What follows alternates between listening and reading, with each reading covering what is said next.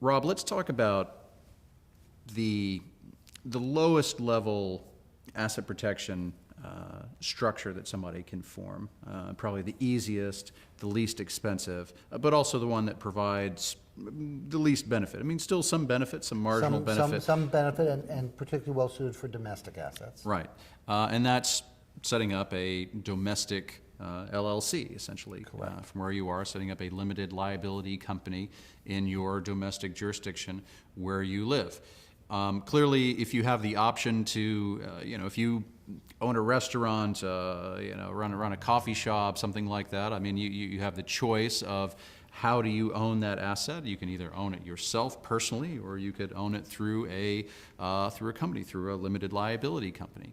Obviously, owning assets through a limited liability company creates a separation between you and those assets as well. And so somebody sues you personally or sues the business. It's more difficult to come after your assets and so forth. It's also possible the other way around if somebody sues you personally, it becomes a little bit more difficult for them to attack and seize the assets of the business. And so with a domestic entity, there are some basic asset protection benefits. Yes, well, the first misconception, many people put assets, or many people have a domestic revocable trust, again, that they use for estate planning purposes, and people will put assets in there thinking that they're getting some element of asset protection, and they are in fact not achieving that. That does not do anything. What you can do, though, and very simply, is set up a two-member LLC. So you and it can be your spouse. Again, it shouldn't be just a minute second interest, but you can do sort of 80-20 or something like that. And then assets which are inside the LLC generally are not subject to being seized by someone who obtains a judgment against you personally. And this has been true in almost every state now. Again, it's a law that's passed by the individual state legislatures, but pretty much everyone's on board. And the thought process is really pretty simple. If you and I form a business, and I put stuff in and you put stuff in and we both put effort in, and now I get sued for something I've done unrelated to the business, is it right that somebody else can come in, take my place, try to seize my assets, and basically potentially destroy the business, right, and thereby harming you, even though no one's claiming, right, you've done anything wrong or had any involvement? And so really the decision that's been made is, no, that's wrong, that the most the person who successfully sues me can get is what's called a charging order. A charging order being the ability to attach, take distributions when they're made. Now, this suggests a couple things, obviously. When we're writing the operating agreement for that business, we probably want to make it so that all distributions need to be voted on unanimously by the members.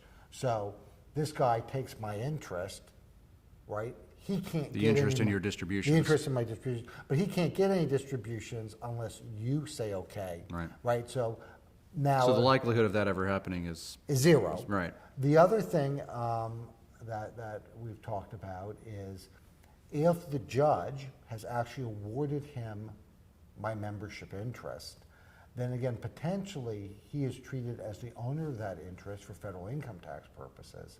So let's assume the company is producing profits. As a partner in this LLC, you're taxable on them as earned, not when distributed. So he's potentially taxable on his pro rata share of the earnings of the company, even though he will never get a distribution because you're not going to let him.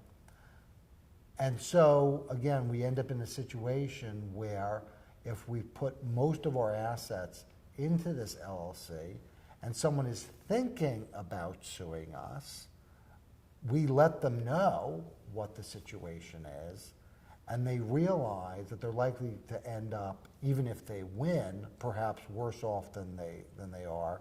And we now have a lot more bargaining power in terms of settling the dispute without going to court, and again, sorting things out like adults rather than going to court and screaming about it. Now, you mentioned some interesting things about writing some provisions into the operating agreement of the LLC. That's an important point. Just because you create an LLC and move some assets, move some cash, move some stocks, move some business into the LLC doesn't mean that just like that, there's the highest level of asset protection you can achieve with that kind of entity. It does take a little bit more engineering, creating obviously some language in the operating agreement, as well as having at least one additional partner, having at least two people within who are members of the LLC. Yes, this does not apply. This does not apply to single-member LLCs. So just putting it in an LLC as a sole member is just like putting it in your revocable trust. It doesn't doesn't really get you the asset protection benefit. Well, it gets you one, again, the thing we talked about, depending on the nature of the asset. Again, we've discussed this in other contexts. It gets you one form of asset protection. So let's just take my classic example again. You bought a ski condo, and you're going to rent it out for all the weeks of the year when you're not skiing. Should you hold it in your individual name? And the answer is, of course not, because the likelihood of at some point someone in ski boots slipping on those icy steps is really quite high, and then they're going to sue you. And you want to make sure at all times that your personal assets are not at risk for a lawsuit like that. That's not the kind of asset protection we're talking about here. That's what I call bottom-up asset protection. We're talking about top-down asset protection, which is protecting the value of that condominium from someone who is suing you individually for something completely unrelated to going skiing. All right. So the most appropriate ways to do that, obviously, it does take some appropriate language in crafting an operating agreement, but more importantly is that doesn't apply if there's only one member. So if you have a single member LLC or a disregarded entity and you just go and create, you go and create an LLC on your own, you're the only member, and you think, well, I've got some good protection here. No, you don't. If you want to have at least some asset protection benefit from a domestic LLC, you need to have one more member in the LLC. It can be your spouse, it can be your, anybody really, but there needs to be at least one more person who's a member of the LLC. And again, some intelligent reasoning in crafting a proper operating agreement, not just the boilerplate operating agreement that comes off the off the internet. The other problem with the boilerplate operating agreement that you often get when you form a company, again, they do a nice job in terms of forming the company and doing all the paperwork. The boilerplate operating agreements often, especially if you're going to be running a real business through the LLC, they tend to be grossly inadequate in terms of properly meeting the U.S. tax requirements for allocating profits among the partners, especially if people are putting in property, which might be appreciated, and borrowing money. And there are actually a lot of provisions that are required which never show up in those boilerplate agreements. Again, I would say for many people, though, for most of my clients, they do tend to decide to sort of go to the next level and often do a foreign LLC. It's not really very much more expensive.